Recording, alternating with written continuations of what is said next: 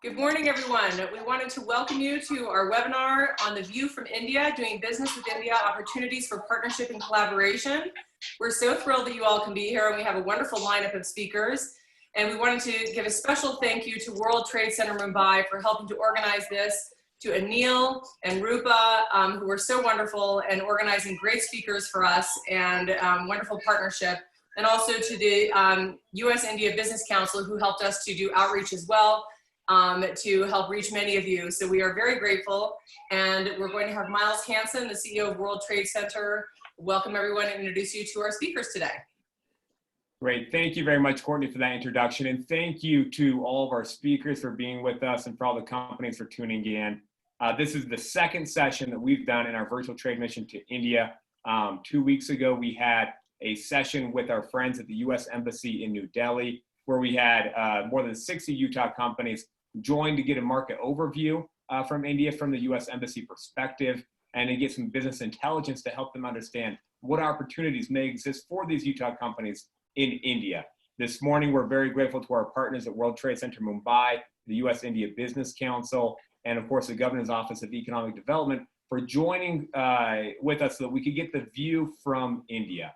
And so it's a good morning to all of us here in Utah, a good evening to our partners and friends in India who are taking time out of their busy schedules to help us get a better sense of what, given the opportunities that we learned about last time, what Utah companies can do to move forward, how they can connect with potential partners in India so they can move forward accordingly. For our friends in India, just to give you a sense of who we have tuning in, we had, again, more than 60 Utah companies sign up to join us early this morning, watching us here in Zoom, but also on YouTube as we're broadcasting it there.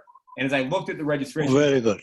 Just as I looked just a few minutes ago at the registration list, we have many great companies, large nutraceutical companies, Nu Skin, USANA, Young Living, doTERRA. These large companies are doing sourcing and selling all around the world from this very strong nutraceutical industry we have here in Utah.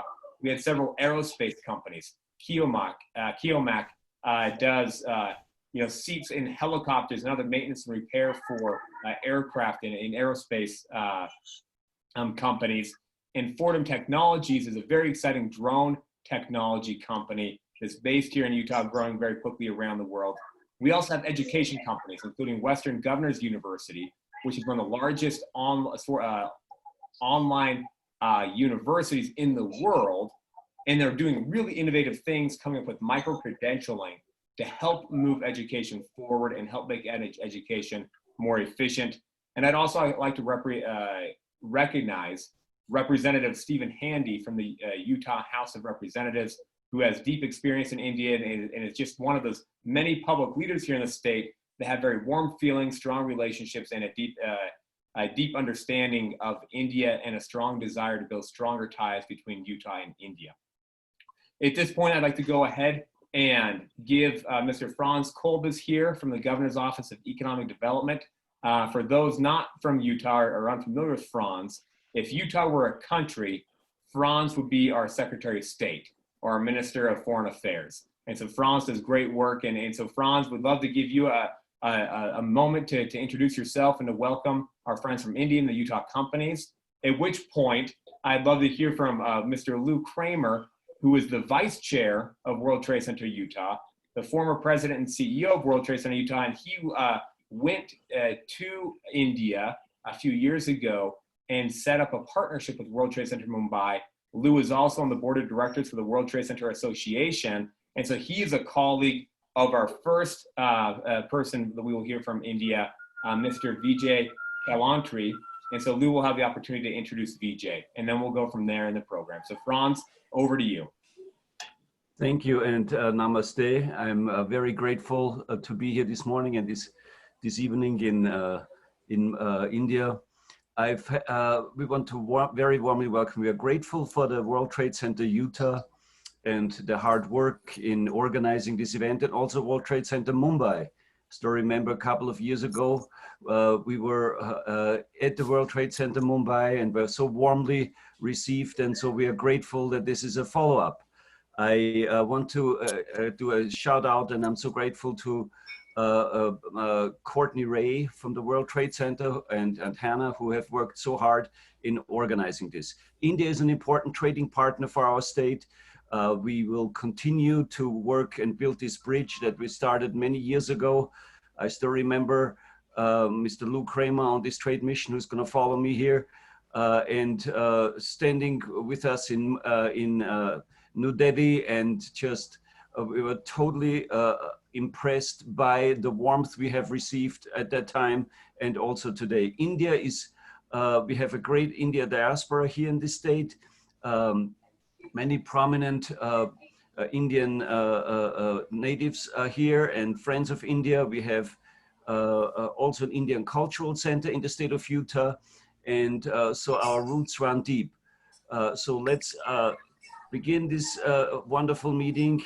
Congratulations to everyone. Thank you for your commitment and for working with our companies here in the state of Utah. And I'm excited to participate in this wonderful event today. Great. Over to Mr. Lou Kramer. Franz, thank you so much. That was a perfect introduction to India, and we're grateful for the memories. I have lots of cute pictures with me and Franz in India in 2007, visiting at Vijay in the World Trade Center Mumbai. The Utah ties with India are very deep, and we're grateful for everybody that's continued to build those even more. As Franz says, we have very, very many successful Indian American entrepreneurs in our state. Our governor hosts a marvelous Diwali dinner every year that is very well attended. Every time I go to India, and I was just looking at some pictures last night. I first was there in the mid-'80s when I was working the Reagan administration. We did a trade delegation there before many of you on this were born. And it is a magical place. Every time we go back, we see happy, talented, smart, energetic colleagues, and it's a delight to do more and more business with India. Utah is a dear friend of India, as Vijay was just mentioning. Our trade mission that Franz led in 2007, we signed a memorandum of understanding and cooperation, and that's been a powerful blessing for us going forward. I'm delighted to welcome my dear friend Vijay Kalantri today and have the honor and privilege of introducing him. He is the tireless, one of the great leaders of India in all kinds of things. He's the president of the All India Association of Industry. He's an entrepreneur. He's involved. We make this story. If you go to an event in India and you walk in and Vijay's not there, just walk out. It won't be worth your time because Vijay is where the action is. He has been a true friend, and he and I have sat next to each other at board meetings all over the world for the last decade or so with the World Trade Center Association. He is beloved, talented, energetic, and a tireless trade promoter and cheerleader for business between India and the rest of the world, but particularly between India and Utah. So, ladies and gentlemen, it is a huge honor and a big privilege to me to introduce Vijay Kalantri to talk to us about India. Namaste. Thank you. Thank you. And good morning to you and good evening to my friends from India. And I'm really grateful to you for very kind words. Of course, I don't know whether I deserve or no, but thank you for your kind words and introducing me so well. Of course, I remember Mr. Kamble, he had joined and come with you when Mr. Huntsman had come to India. And I'm pleased to meet Mr. Miles, then Hannah and other colleagues from Utah, because we had been there and we had been working there for long with US. So it was pleasure always to be there in New Orleans and move around and meet all our colleagues and friends. And I was happy that we signed an MOU with Utah Governor and also World Trade Center Utah for working together. And I think we should expand that. And Mr. Franz Kolbe and Mr. Lou Kramer could be always supportive of this so that we can go a long way in building relations and great ties between Mumbai, India and Utah, as well as India and Utah and US. So,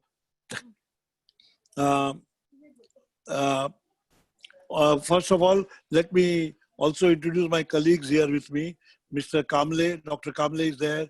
Mr. Shashank, Mendiratta is there. My colleague Rupa Nayak is there. and other friends from India. So thank you very much. And thank you for giving me this opportunity to give the welcome address. You know, India is 2.7 trillion GDP, and whereas the US is, of course, more than 20 trillion. We are very long way to reach you, but we are the largest democratic country in the world. And that is one of the strong ties between India and US that calls for better working together and better investment opportunity between two countries, that is India and US and UTA. India is the fastest growing economy, and here is the opportunity where a land of opportunity is there, India, a destination for investment. You could look forward. The laws are in place. We are law-abiding country. We have democratic format. So the legality issues and all which you face in other countries, communist countries and all, you will not face in India. Of course, many of the American companies are working in India. And today, US is one of the largest trading partner and investor in India. That is already there, but it could be expanded further in view of the opportunities. We want to grow at 10% and 12% and want to reach 5 trillion by 2025, by which we feel that we need technology, we need equipments, we need you by way of investment to grow and come to 5 trillion economy. Our Maharashtra wants to achieve 1 trillion economy by 2025. So state of Maharashtra as well as India both needs you as far as technology is concerned. And we have come out with new various systems. We have done ease of doing business. GST is one of the latest which we have done, that all the taxes have come together. So please. So I feel that these are some of the areas where we can work together. As you know that India is very strong in pharma, IT, chemical, e-commerce, infrastructure, and electronic as well as food processing. There are many other areas which I can explain. After COVID, we see that many other areas have been opened up in India, which includes defense, aerospace, where UTA is very strong, and power distribution, social infrastructure, and atomic energy, where we opened up from 49% to 74% investment opportunities. And you can have 74% of ownership with us. So these are the opportunities where we can work together. Then you can enjoy the FTA, which we have with various ASEAN countries and Thailand, Sri Lanka, many countries where we have the FTA arrangement, that is free trade agreement. And if you are working in India, you can take advantage of those relations which we have built up and signed MOUs. Similarly, the motor vehicles, cars, components, auto components, we are building a very strong, but to have better technology, we need you. You have a technology which we don't have. So we hope that these are other opportunities. When last time you had come, you had the Neo technology, which is very good in UTA. So that could be one of the parts where we can work together in this area. The various other areas where it's possible to work together is in petroleum, oil, gas, minerals. Mining has been opened up now 100% in India. So these are the areas which I feel opportunity are tremendous. And we are now in Maharashtra, which is a premier industrial state in India. And it gives tremendous opportunity to work together. And they always welcome with red carpet investors, besides in India, in all the other parts of the world. So we feel that here many of your companies who are now based in some other countries would like to shift to some other countries for production. India is one of their favored destinations which you can think of having and working together with us. So with these few words, I will be happy to hear all of you, and let's see what we can come out with. But World Trade Center Mumbai and our other trade bodies and organizations, we are here to guide you, give you all the information what you require. One table support we will give you in all respect. Any investor comes or anybody wants to explore investment or anybody wants to do business with India, we are here for you. Similarly, we of course know UTA World Trade Center is always with us and the UTA government. So we look forward to same cooperation and working together in times to come. Thank you very much for giving me this opportunity And I hope that we go a long way in working together for building relationship, expanding the relationship, as well as investment and trade opportunities. Diplomatic, of course, we have great relations as far as diplomacy is concerned between our Prime Minister and your President. Then that will go a long way in times to come. Thank you very much, and good evening, good morning, and all the best in time. Oh, I was now seeing Kotni. Kotni, thank you, and we'll keep in touch. Thank you. Bye, all of you. Great. Vijay, thank you very much for your leadership at World Trade Center Mumbai and for your partnership and your overview remarks. Also, Anil, thank you so much for all the work that you've done to line up a couple really great experts for that we have an opportunity to hear from now. First, I'd like to go ahead and introduce our first speaker, Mr. Shashank Mendiratta, who is the Chief Economist for IBM India. Shashank Mendiratta is an economist specializing in macroeconomic policy research, Asian economies, and the Indian economy. He has gained wide-ranging experience through working with government, policy think tanks, banking, and the tech industry. He is currently serving as an economist in IBM's public policy and cognitive practice. Shashank strives to support IBM's brand by providing commercial and relevant economic insights, thought leadership, and rigor. He's a regular commenter in print media on economic and policy issues. Shashank, thank you so much for being with us this morning. We're grateful to you to share your perspective with our Utah companies, and I'll go ahead and turn the time over to you. Thank you. Thank you.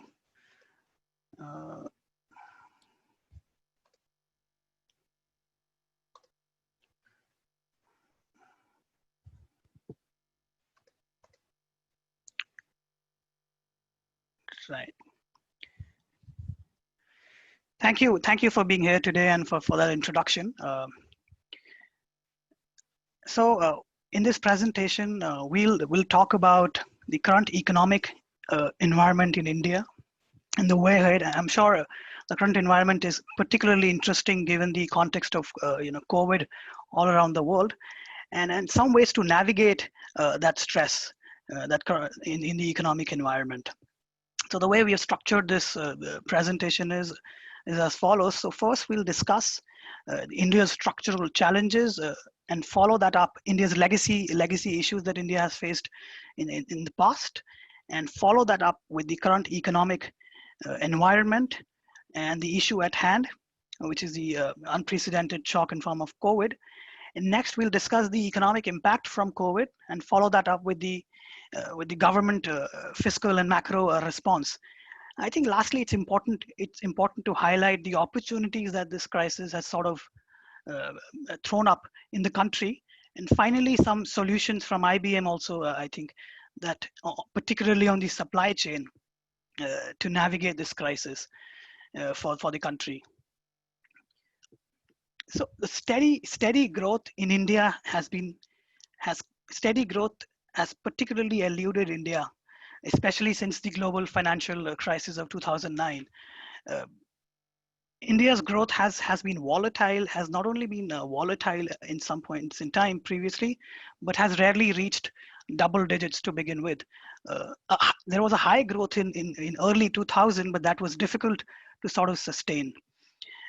And now there has been a slowdown over the past few years, and in fact, India's corporate sector over the past few years has sort of contended with the balance sheet stress, leading to some sort of stress in the banking sector and high non-performing assets.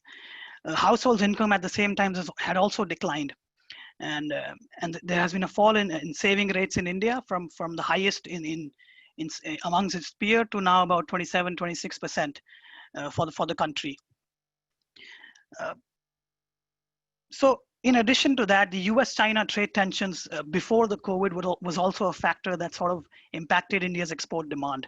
So in aggregate, India was already showing signs of a slowdown. In fact, the growth was already slowing even before the COVID. So with COVID-induced twin shock of supply and demand, India's growth is expected to contract this year to about 5.5 odd %, but then again recover.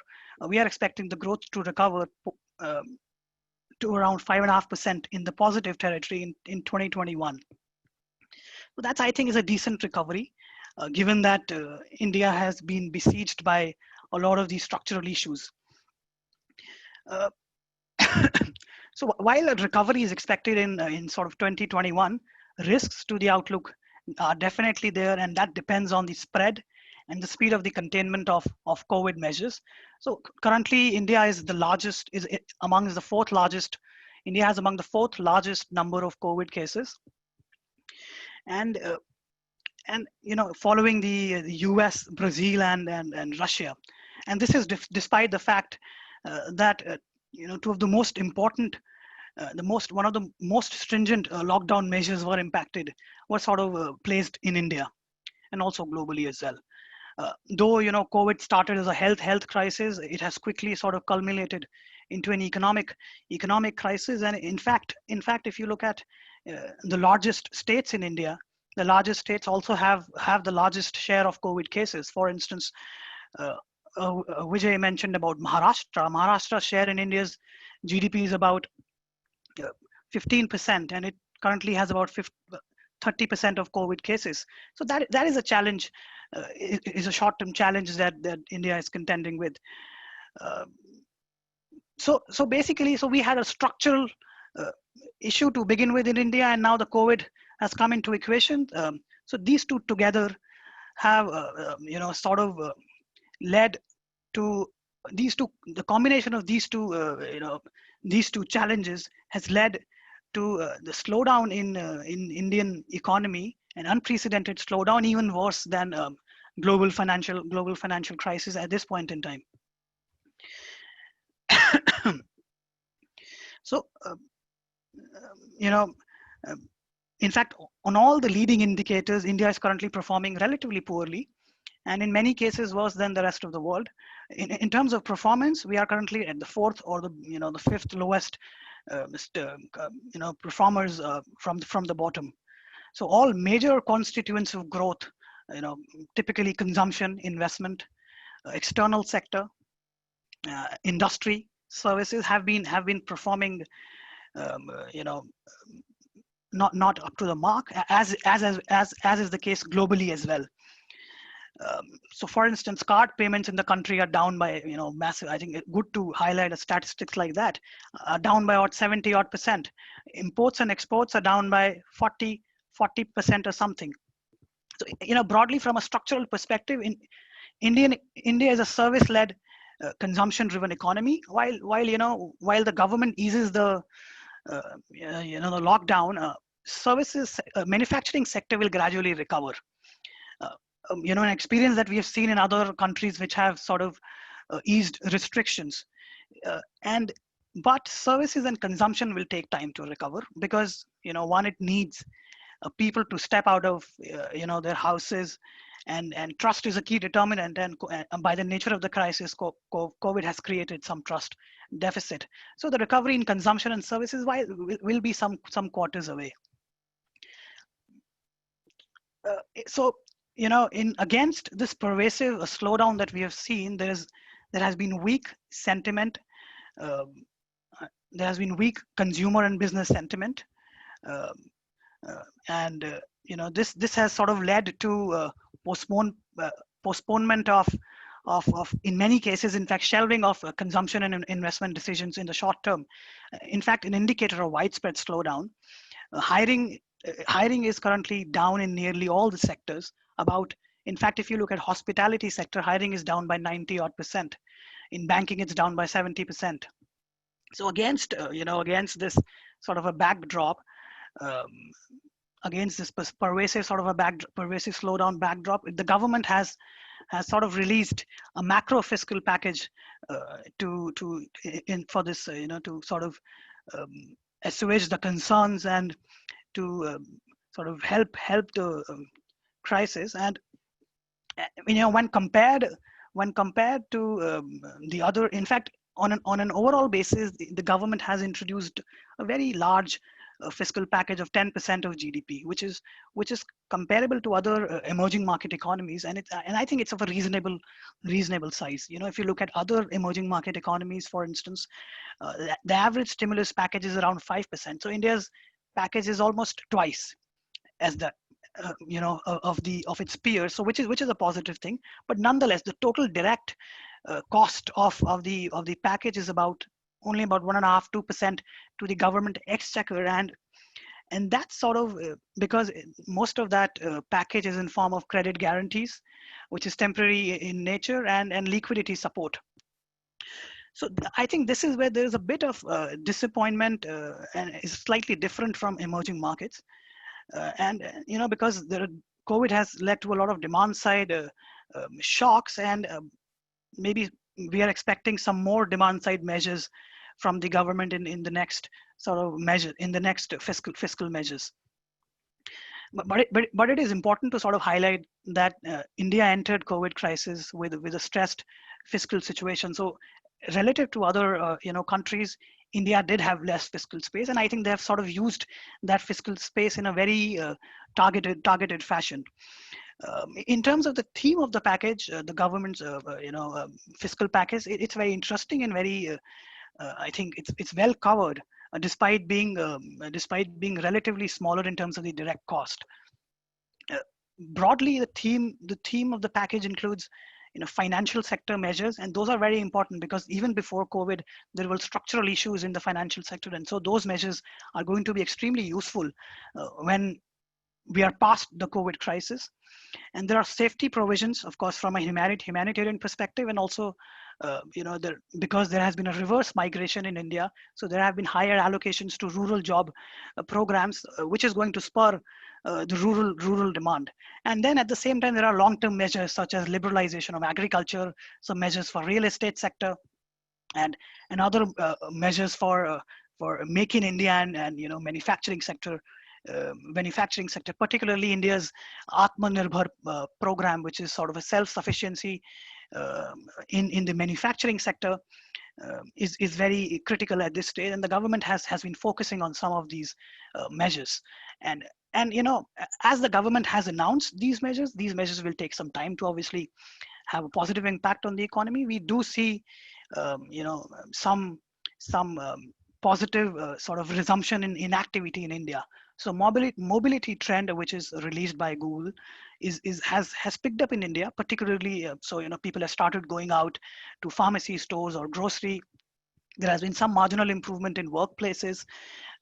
People are still wary of, say, retail and recreational activities, but there has been some incremental improvement in people going out, mobility trends. In fact, I think one interesting improvement that we have seen in the recent indicators is the movement of goods amongst states, and we have seen that the movement of goods within states has started picking up in the country, and I think that's very important because that indicates that the economic activity is starting to sort of gather some pace as the lockdown restrictions are eased. Energy demand, for instance, has started to sort of pick up, and in fact is much ahead of April lows.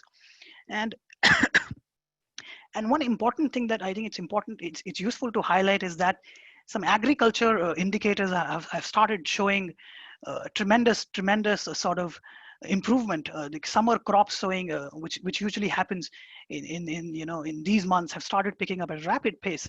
In fact, we think that that rural economy probably, while the rest of the economy will sort of contract this year, rural economy could potentially turn out to be a silver lining in India. And if you look at the agriculture in India, it depends very heavily, at least on monsoon rains, and in addition, rural drivers are also sort of in place. There has been a favorable monsoon outturn so far. India's weather department, for instance, has predicted a normal monsoon for the country.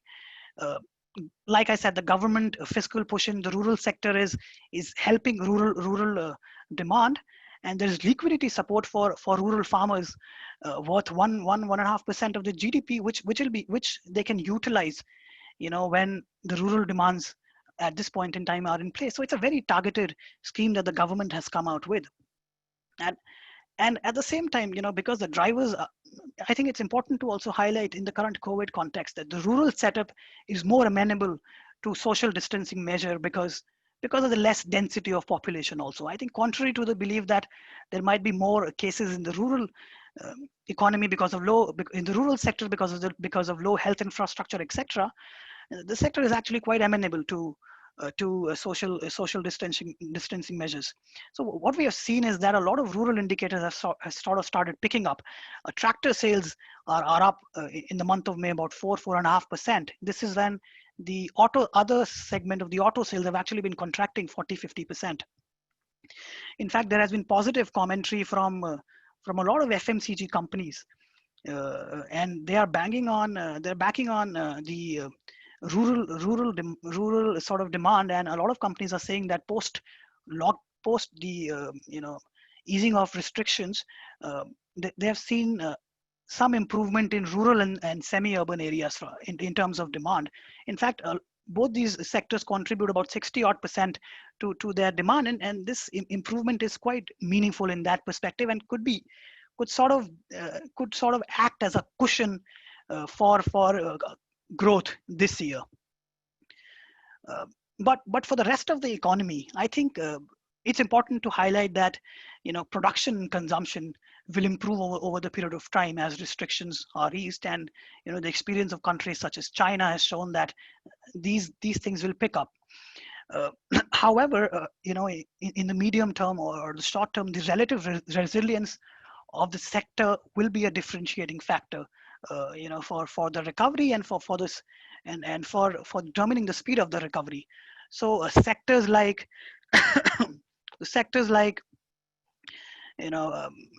companies such as in insurance sector or in telecom sector or in select public sector units, or Vijay mentioned defense sector. I think those have either very strong balance sheet or they support in these, or they operate in essential services, or there is government support in some of these sectors. So these sectors are relatively more resilient, and once the recovery starts, they will participate in that recovery. I think these will be the first sectors to sort of participate in that recovery. On the contrary, there are sectors where there's stress on balance sheet, and there is more consumer preferences, for instance, are more fluid, and the output losses are more permanent in nature, such as hospitality or airlines. I think these sectors will take a lot of time to sort of recover, and in fact, they may not even participate in an initial recovery process.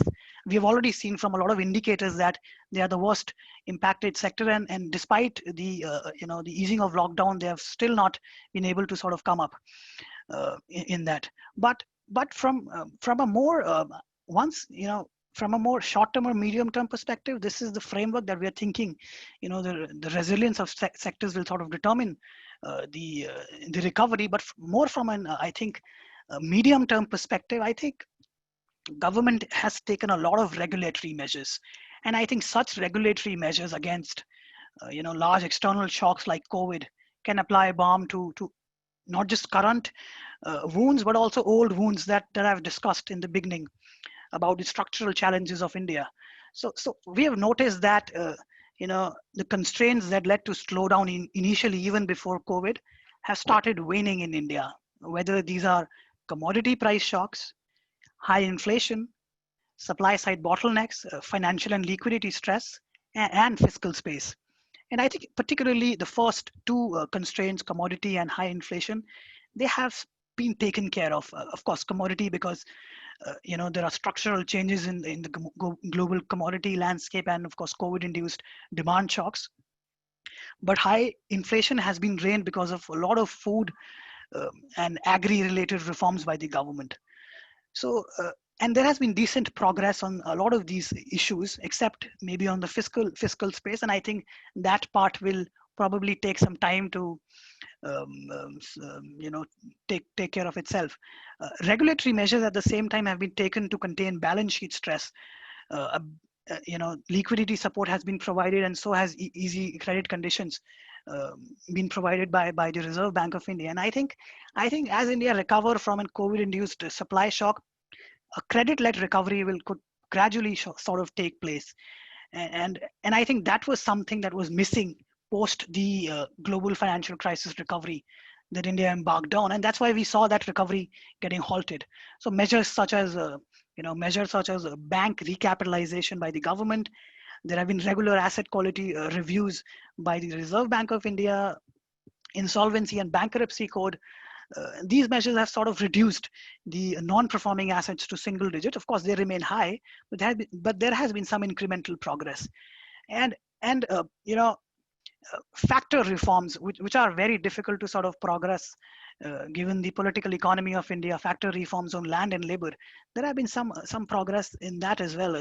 For instance, simplification of labor and legal codes, better land records, using technology for land records, encouraging states to sort of develop their best practices and ease of doing practices in states. I think those are the measures that are that are going to be useful from a structural perspective in India.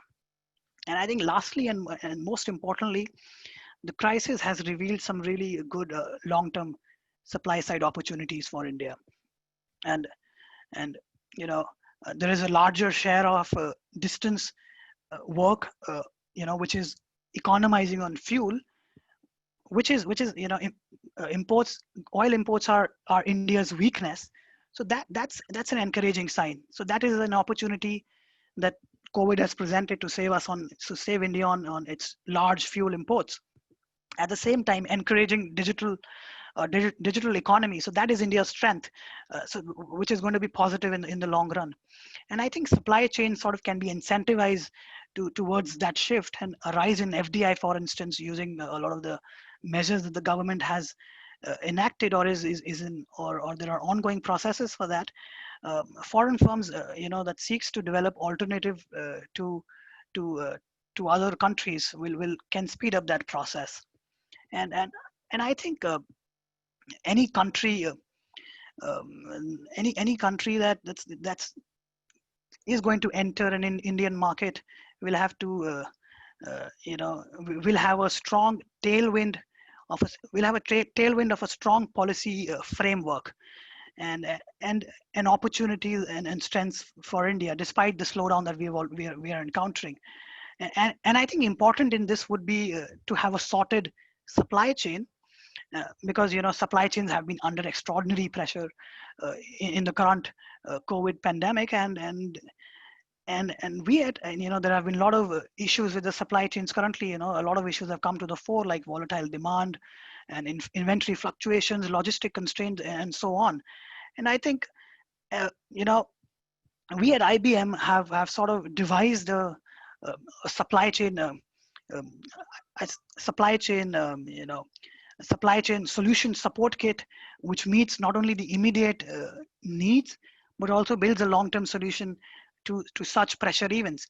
So we have something known as location intelligence, which will help predict a better supply decision for the firms entering country or the existing firms by providing hyperlocal data at country level or visualization of supply chain networks for prioritization of disruptions, etc. Beyond this, this kit also helps find alternative suppliers and understand the availability of critical supply inputs. So for instance, the rapid emergency supply onboarding programs, that solution sort of provides an immediate private supply network and inventory visibility across many suppliers, and which will show that which goods are sort of available and optimal delivery time. And that is an issue that right post the COVID crisis, a lot of companies have faced. So in terms of demand, also we've provided demand sensing measures, and using our state-of-the-art machine learning algorithms, providing very actionable recommendations on future demand and production schemes and fulfillment plans. So I think in aggregate, these solutions will be useful to navigate the current crisis, but also build a more resilient supply chain as India progresses out of this crisis and move towards a recovery path. And like I said, a lot of these measures that the government has taken only provides a strong policy framework which is going to make the Indian economy structurally strong, or to so more stronger than the post GFC recovery. I think I'd like to pause here in the interest of time. Thank you. Great. Thank you very much, Shashank, for that overview. It's very helpful to get that big picture look at what's happening in India, how COVID is affecting things. And I appreciate your focus at the end on supply chains, because that's so important. And it's absolutely something, just as India is grappling with the economic effects of COVID, we're doing the same thing here in Utah. And we see the supply chains are being disrupted. And it does mean that companies need to understand where they can go to get a better sense of how they can arrange their sourcing in an efficient way, because those efficiencies are going to give them a competitive advantage as we bounce back from COVID-19. So thank you for that overview. I now have the honor to introduce our next speaker, Dr. Harshadeep Kamble, who is the Development Commissioner for Industries for the government of Maharashtra. And I think it's very important to highlight just briefly Maharashtra, the significance of this province within India. Maharashtra is the province around Mumbai. The capital is Mumbai. The population is 112 million people. The GDP, just looking online right now, is just about $400 billion per year. To put that into context, if Maharashtra was an independent country, it would be the 28th largest economy in the world, just behind Austria. So Franz, your Austria, it's still got a little leg up, just by a few $billion, and just above Norway. And so this is a tremendous province, the second largest in India, an economic engine for the entire country and all of South Asia. So we're very grateful for Dr. Kamble for spending some time with us this morning. So Dr. Kamble, I'll turn the time over to you. And it looks like you're on mute still, Dr. Kamble.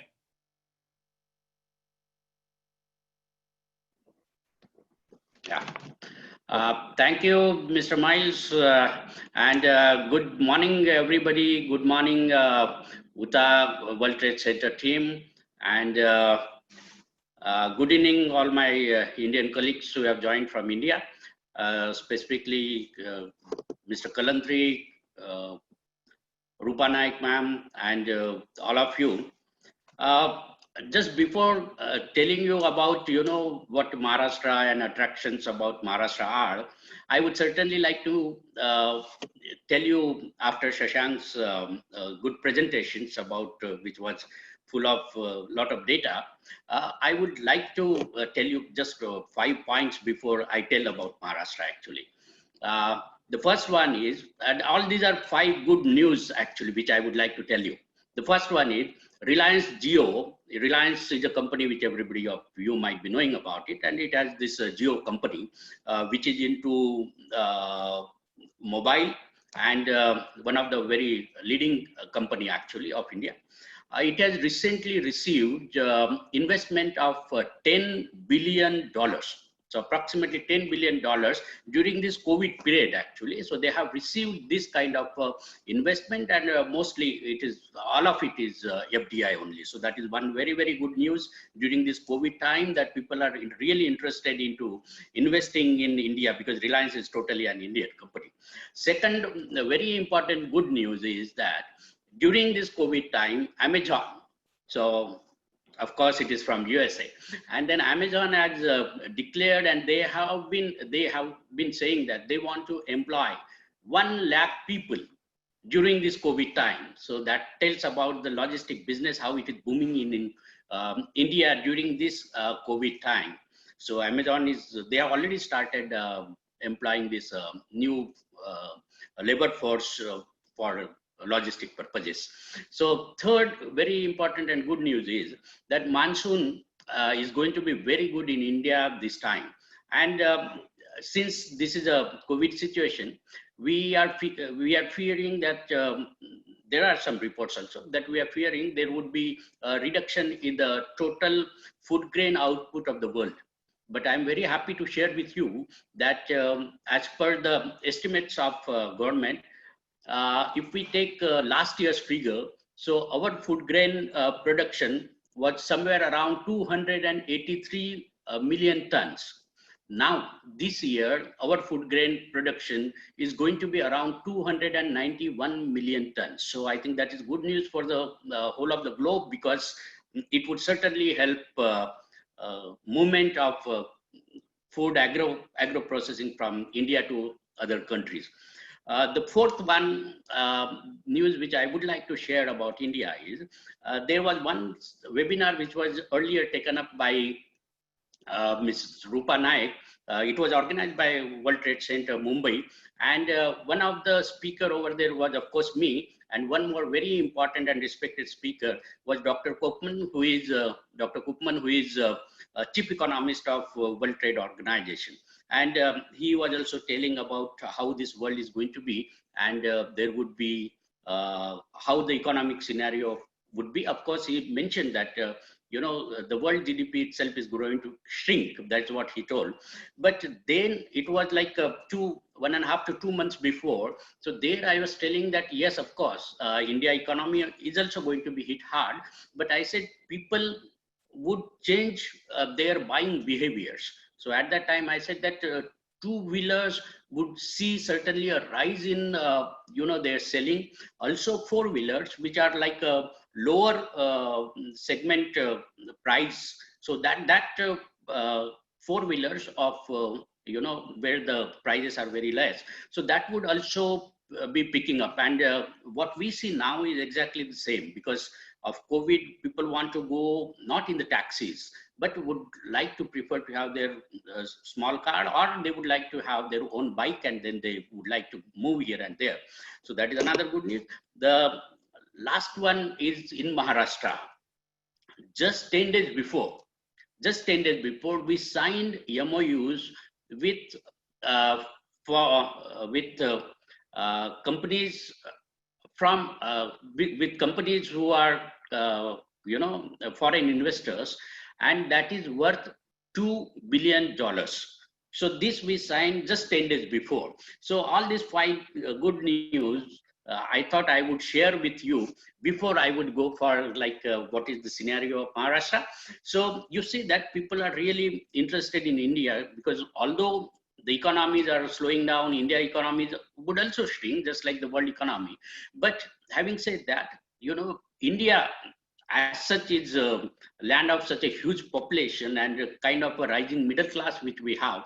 So before COVID, they had their money in their pockets. So during this COVID situation, none of them got a chance to spend that money. So that money is still with the Indians, so with the middle class, and of course with the other section of the society. So what I personally feel is that the spending habits of the people, that would change a little.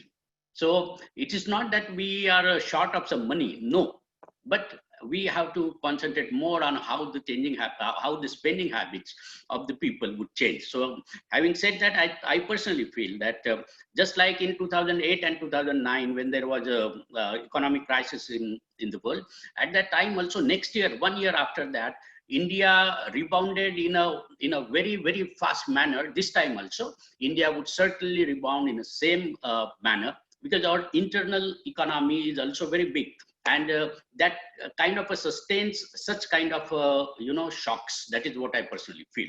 So now I will be talking about Maharashtra. So Maharashtra, Miles has already told us that it is a $4 billion economy. So that is, of course, we are largest economy if we consider the various states of India, and we contribute 15% to the nation's economy. So that is, and Maharashtra, of course, is the most industrialized state, and 31% of all the FDI, that foreign direct investment, comes to Maharashtra. And then, of course, Mumbai is economic capital of India, and you will find that all the corporate houses are here in Mumbai, all major banks are here in Mumbai, and it of course has a great ambience to live into, just like any other international city. Coming down to Maharashtra, as it was told, we are 112 million population, and another important thing of this population is 52 million, that is 46% of this population is below 24 years of age. So it's kind of a state of young people. And we have another important thing is Miles was also talking about, that education sector. So we have 22 million students in Maharashtra, and Maharashtra education sector is one of the best in India. We have, as we have mentioned, that 400 billion economy, and then 31.4% of FDIs, they flow in Maharashtra. We also have a seamless connectivity. So 10% of India geographical area. So it is quite a big area which we have. And we have largest air, rail, road network here in Maharashtra. And another important thing that per capita income of Maharashtra is higher than other states. And we have 91 million mobile phone users, 91 million mobile phone users in Maharashtra. So that is one thing. And then of course, Mumbai, everybody, I already told about Mumbai. Considering other things of infrastructure and support ecosystem, we have two major ports in Mumbai, and 22% of the export of whole of the country happens through these two major ports, and 99% of villages, even the rural roads, all these villages are connected through roads in Maharashtra. So you will find that to move from one place to another is not a problem at all in Maharashtra, although it is a big state, but movement from one place to another is not a big issue. And we have come out with a major infrastructure projects, like one connecting a super highway connecting Mumbai and Nagpur is another end of Maharashtra. So we have come out with super speed highway, and there would be industrial parks which would be developed around this road. And the total length of road is around 800 kilometers. So that is, we call it Samruddhi. Samruddhi means a development. So the name is in a local language. Having said that, given you about Maharashtra's basic picture, we have, as the industries department, for investors, we have some good policies in place. So very recently, we have come out with our new industrial policy in 2019, last year. And it has best of all the things, because we have also taken care of, emerging technologies like Industry 4.0. So that is one which we are very eager to have some kind of FDIs in that. And another thing is that for agro processing also, we want newer technologies to come in, because Maharashtra traditionally also, although it is industry-wise is the #1 state in in India, but agriculture production also is very, very good in Maharashtra, because of mechanization of agriculture in larger part of Maharashtra. We are like sugar. You talk about food grains, yes, of course, but cotton, sugar. So all these agriculture related products are also they are produced at a very large quantity in Maharashtra. So in our new industrial policy, we are taken care of this emerging technology, as I said, and also for the agro processing. But in between these, there are many other policies which we have clubbed together. So why I mentioned these two policies is that our policy, industrial policy, talks about, of course, the infrastructure, but it also speaks about how do we give as a government, what kind of policies which we have where we can protect the investment of the investors. So what we do, we have a very good financial incentive policy. One is financial incentive, another is non-financial, which talks about ease of doing business. So let me first tell you about this financial incentive which we have.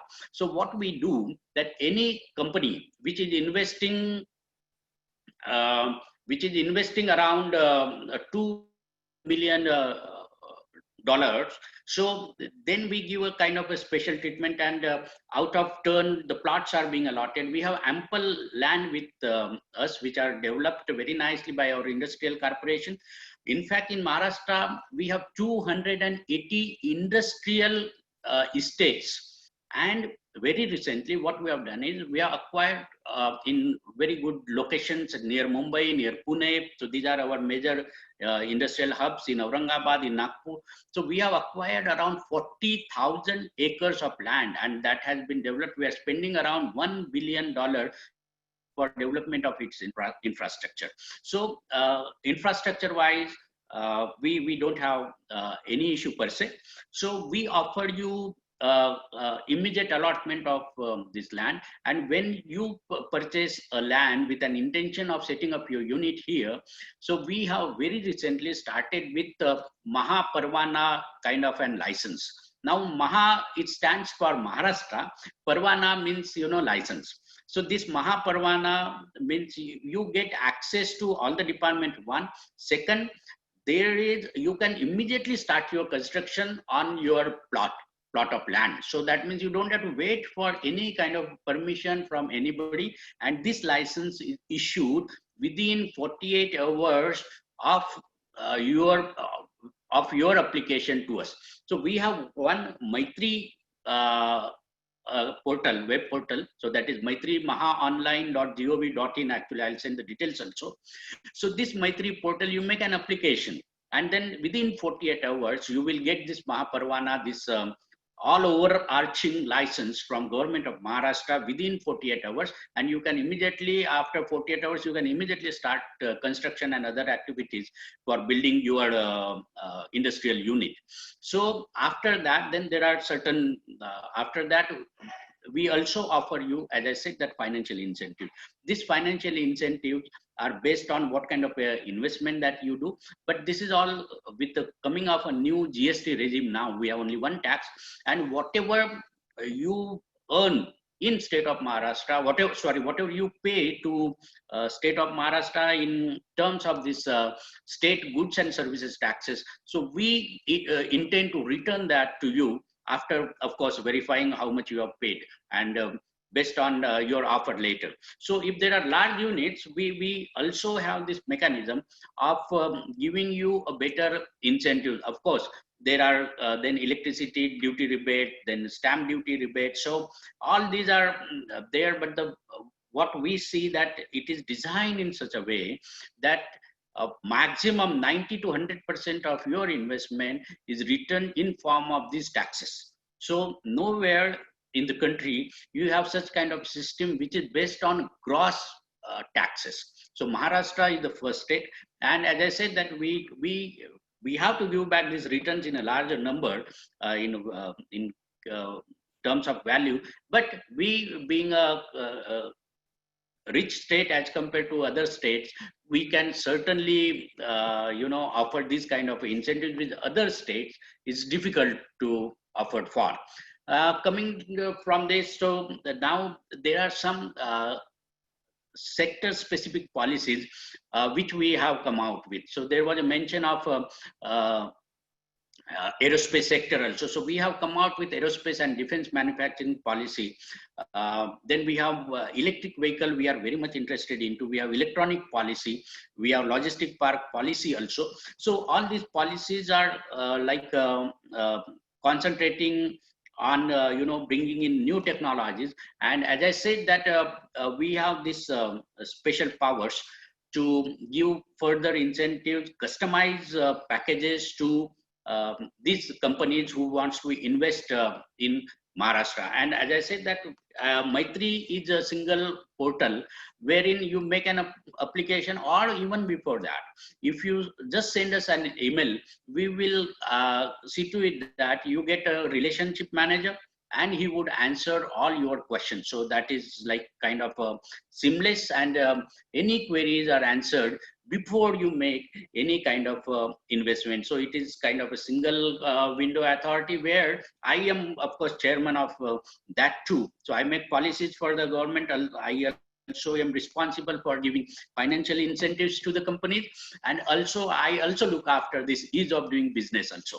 So this Mahaparwana and other ease of doing business initiative, those are also controlled or not controlled, actually those are relaxed by me only being a chairman of this Maitri system which we have, this online portal system. So what you see in Maharashtra, as I also mentioned, that recently in this COVID situation, of course, I talked about Reliance Jio, but that is a private company. But even other FDIs, which I talked about, we received 2 billion. No other state has received such kind of an investment during this COVID period, but it is Maharashtra where we have very recently signed an MOU of $2 billion. Dollars. So that is the kind of trust which foreign investors have in Maharashtra. And of course, if we look at other advantages also, I'll just quote one or two and then I will stop and take questions if there are. So Maharashtra, Mumbai has its own advantages. And if we look at, the undersea cables, they are landing at Mumbai only. So we have come out in our new industrial policy that we want to make Mumbai as a data center hub of the world, not only for India, but also for the world. And we have already started working in that fashion. We have Amazon data center with us, and then there are a lot many players. We have we have queries from Microsoft, from Google, and everybody. So what I'm saying is that Mumbai itself is a very, very good attraction, even for the high-tech kind of industries. So whether it is high-tech or whether it is agro, and then of course, Maharashtra is also a state where there is a great kind of auto sector which has developed quite well. So you name anything, you name. So we have Mercedes with us, we have Skoda with us, and we have GM of course with us. So all this we have, and local of course Tata Motors is there, Mahindra is there. So it's kind of a auto hub which has developed very nicely. And Maharashtra is a leading state where our production in pharmaceutical industry goes back to like 70, 80 years before. And India, of course, is called as pharmacy of the world. And we supply a lot of medicines to, of course, to USA also. And that 30% of the whole production of pharma, it takes place in Maharashtra. So that is the kind of industrial scenario of Maharashtra. So you take auto sector, you take engineering sector, you take pharma sector. So you name any sector, even gold and jewelry also, there also we are the largest producer, largest exporter of these to Maharashtra, as to all of the outside Maharashtra. So you name any sector and then Maharashtra is there. And textile, of course, we are one of the cotton growing states, and there are a lot of even during pre-independence time also, a lot of cotton was being exported to UK and other areas. So this is a whole story about Maharashtra, and then wonderful environment which we have. And during COVID time also, we are receiving so much of investment. So I think that should be a good opportunity. And since now the competition is less during this for investment, I think those who have longer plans, they should this time is a very appropriate time for you to invest. So please welcome to Maharashtra, standing invitation for all of you. Thank you, Miles. Thank you. That's all from my side. That's fantastic, Dr. Kamble. Thank you very much for that overview. It's very helpful to get a sense of both Maharashtra and the province opportunities, as well as the specific programs that our companies can utilize to grow and to benefit from those incentive programs. For the Utah companies dialing in, if you have any questions, if you want more details on the incentive programs, please reach out, let us know. Working with World Trade Center Mumbai, we can get connected with Dr. Kamble and his team and make sure that we can get you more information there. Thank you everybody for participating. I recognize that we are over time, and so we're grateful for everybody for spending a few extra minutes with us today. We do have opportunities to answer questions. And so if anybody has any questions, if you'd like to get any follow-up information or any connections at all with any of the organizations that presented today, or through them with anybody, if you'd like to take advantage of or looking for distributors, suppliers, ways to work on your supply chain issues, make investments into India, or to look for opportunities to attract investment from India here to Utah, please reach out, let us know. One thing that we've benefited from this program today is great perspective and insights and business intelligence. The other thing is we've built strong partnerships. And so we have our partners in India that we are very eager to follow up with in order to help open doors and generate momentum for our Utah companies. And so I'd like to thank all of our panelists, for our partners on the event. I'd like to thank everybody who tuned in this morning to spend a little bit of time with us learning about India. And as we move forward, I'd like to make sure to emphasize and remind everybody that we have our last session of our virtual trade mission. It'll be next Wednesday morning. Keep an eye out in your email inbox. We'll be sending out some additional information. That will be done in partnership with Denzin Shira. They are a phenomenal business service organization with a presence throughout Asia, with a particular focus on Southeast Asia, as well as in India. Their North American office is right here in Utah, so we'll have somebody locally here who is able to share a perspective of Southeast Asia and South Asia and India in particular. And we'll be focusing that session on dialing a little bit deeper on supply chain issues and opportunities in India, and also looking at the manufacturing and the IT sectors and how partnerships with India can help facilitate and drive growth for our companies right here in Utah. So again, thank you everybody for being with us. We look forward to seeing you next Wednesday morning. And thank you again to all of our friends in India. And we wish you a great evening, and we wish a great day to all of our participants. Thank you. No, Miles, I want to just intervene. Yeah. Of course, we made a presentation and you are aware what is the opportunities and what we can do for you. But we will make one general presentation and send it to you. Fantastic. From World Trade Center Mumbai, which you can always keep it as a library on opportunities in India and the policies of India. So that presentation in a week's time, we'll send it to you.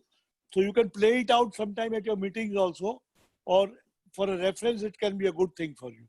So that we can do it, and I'll send it to you and Liu Kramer and Courtney, so that this can be very useful to you for times to come.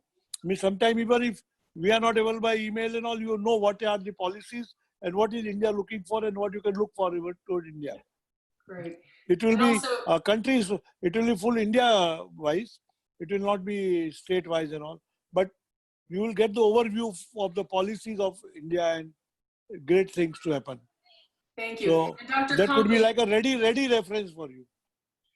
And Dr. Kamble, you had mentioned obviously that people would be assigned a relationship manager if they were interested in looking at the incentive programs. Perhaps you can send to Vijay the email that we should have people send to, because if people who are interested in that, we'd like to know who to send that email to so they can be assigned a relationship manager. That would be helpful for our Utah companies, I imagine.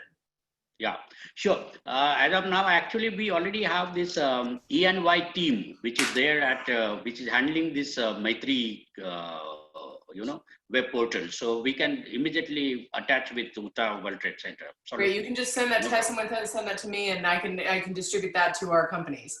Yeah, Thank sure. And, I will send it. Madam Courtney, if you have any specific question, any specific query, please send it to us. We will respond quickly, because even to get back information from Mr. Kamble or from Government of India or from any agency, we can do it. Because we are also the member of Board of Trade, which is Government of India, which is the biggest body of India for promoting trade, for investment, and for policy. If you want any change in policy, suppose, you can suggest to us, okay, this is what we are facing problem, and you can request us government to change the policy. We can advocate for you to make it more, make it possible to change the policy to suit the investor, or if they are coming in a way of investment, then it can be done. Because today government is very proactive on investment and made in India programs. So it could be good for both of us. Now you see, one opportunity which I want to talk to you is that we have banned China's 59 apps like TikTok and all these. So they are going to be developed in India. So you have a lot of IT companies who have a technology, you have a server system, which we don't have in India. So why not we tie up in India? So you get the full market through India. Like because of COVID, we got a market abroad in agriculture products. You know, madam, our 50% extra exports have gone in fruits, vegetables across in Europe and UK and all these areas. They are only buying from India now. So many things now they are buying from India, including textiles. Our exports have improved. So what I feel is that now there are new opportunities, new global realignment of business, we call it. Great. So this Vijay, is, what would be really so helpful for us, sorry. So what would be really helpful, like you were saying, is we have a very large agricultural and ag tech community here, very large in technology in terms of software and equipment. And I know that we're supporting a lot of your IT efforts and of course, aerospace and defense. But if you could sort of, since we've run out of time, unfortunately, kind of go through some of the major sectors and what you really need there, that's helpful for us to then disseminate that information to our companies to say, these are specifically the things that would be helpful for India, where we can help get, connect people to move forward. Same thing like, mobile phones, printed circuit breakers, semiconductors. We can, all these things which are required in all the aerospace and everything, India can be a hub for manufacturing and exporting. And technology can be from US. Perfect. Like UTA, whatever we call it, but I call it as a US. So this is an opportunity where Madam Kotni, Mile, Lew Kramer could look into it. And we are here, we know the companies who want to do this. So we can work out a good arrangement of collaboration and working together. Wonderful. Thank you so much, everyone, for your time this morning. Miles, are we all set? Yeah, that's great, Vijay. Thank you for sending that presentation. When we get that, we'll be sure to distribute it to everybody who participate not only in today's session, but all the India sessions that we've been doing previously and next week as well. Please keep me informed. I'll be there. Fantastic, Vijay. Thank you so much. And thank you for everyone for joining us this morning.